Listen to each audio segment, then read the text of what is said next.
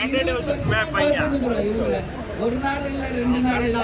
அதனாலதான் கேப்டனுக்கு இந்த போய் வண்டியிலேயே லைட்டு, வண்டியிலேயே மைக் எல்லாம் வச்சு தமிழ்நாடு முழுக்க சுற்றுப்பிரயாணம் செய்தார்.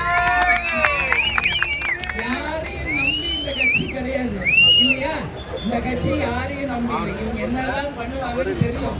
அதனால நிச்சயம் நம்ம அடுத்த தேர்தலுக்கு அப்புறம் மின்வெட்டு என்பது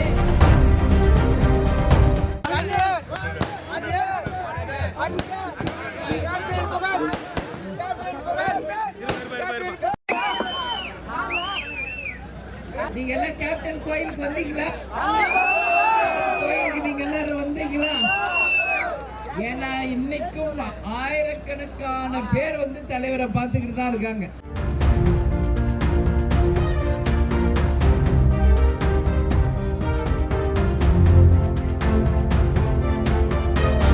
குஞ்சரம் கிராமத்துல மின்சாரம் வந்து அடிக்கடி துண்டிக்கப்படுகிறது.